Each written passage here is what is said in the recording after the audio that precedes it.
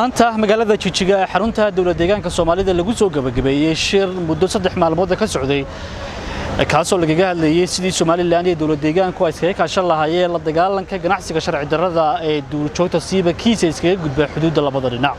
shirkan uu soo qaban qaabiyay ururka ka shaqeeya ilaalinta harimacadka ee CCF waxa ka qayb qaadanayay daneeyayaal ka socda labada dhinac. shirkan oo noqonaya kii labaad ee lagu qabto magaalada Jigjiga ee xarunta dawladda deegaanka Soomaalida Itoobiya ayaa waxa ka soo baxay qodobo kala gedisan oo labada dhinac ay isla afkarteen inay ka wada shaqeeyaan. Cabdinaasir Xuseen Siciid agaasimaha waaxda duurjoogta wasaaradda deegaanka iyo isbeddelka cimilada Soomaaliland iyo Barwa Faadumo Siciid Ibraahim oo ah la taliyaha arrimaha dibadda ee golaha guurtida Soomaaliland oo shirkaas ka qayb gashay ayaa ka warramaya waxyaabaha ka soo baxay shirkan. waxa maanta halkan ku soo gabagaboobay shirkii muddo 3 cisho ka socday dawladda deegaanka Soomaalida oo runtii la isla gaaray qodobo aad iyo aad u muhiim ah.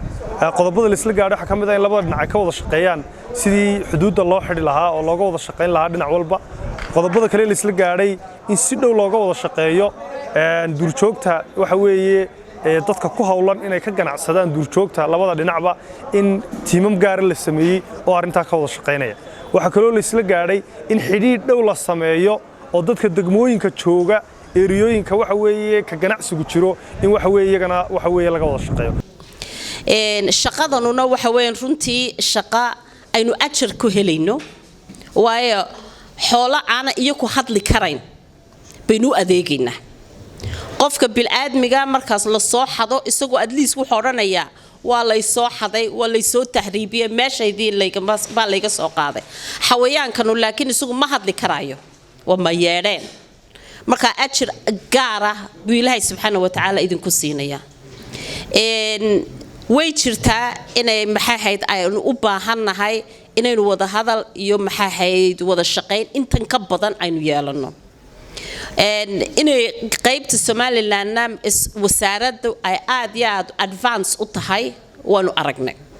laakiin waxaan anigu ogahay inay wasiiradda Shukri ay aad idin soo dhaweynayso inaad Somaliland aad timaadaan wasaaradda aad timaadaan aad wixii tababarad u baahan tahay aad ka qaadataan aad xog waraysi fiican aad yeelataan. sidoo kale waxa halkaas ka hadashay Laariya Marka oo ah aasaasaha iyo agaasimaha ururka CCF ee ilaalinta harimacadka oo ururkeedu soo qaban qaabiyay shirkan waxaana ay sheegtay in ay aad ugu faraxsan tahay waxyaabihii shirkan ka soo baxay iyo waxyaabihii lagaga wada hadlay muddadii shirkan socday. ugu dambeyn agaasimaha guud ee wasaaradda deegaanka iyo isbeddelka cimilada Soomaaliland Cabdikariin Aadan Cadeeye wasiirka xafiiska ilaalinta deegaanka iyo maamulka dhulka miyiga ee dawladda deegaanka Soomaalida Itoobiya Muxyidiin Cabdi Xuseen oo shirkaasi si wada jir u soo gabagabeeyay ayaa waxa ay ka warrameen waxyaabaha labada dhinac oo Soomaaliland iyo dawladda deegaanku ay ka faa'iidi karaan shirkan.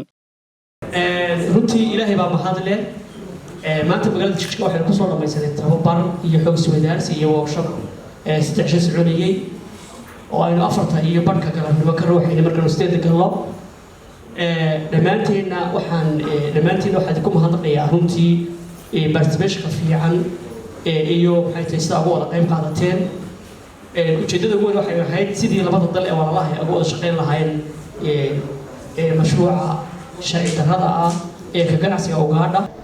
anoon hadal ku dheeraanaynin waxaan jeclaan lahaa inaan mar koowaad iyo mar labaad iyo mar saddexaadba aan ku baraarujiyo tiimka halkan joogo bifadlan waqtiga aad geliseen workshopkaani markaan kala tagno nin kasta halkuu joogo suu yahay ha aga qayb qaato. waxaan aad ugu mahad celinayaa mas'uuliyiinta ka timid gobolada degmooyinka kuwaasoo isa soo xilqaamay muddo 3 cisho aan halkan dhex fadhiyay. qodobada ka soo baxay shirkan ayaa wax weyn ka tari doona sidii wax looga qaban lahaa ganacsiga sharci darrada ee duurjoogta kaasoo sanadadii ugu dambeeyay ku sii badanaya Somaliland iyo Itoobiya. Cabdicasiis Ciidiin cilmi warbaahinta qaranka magaalada Jigjiga.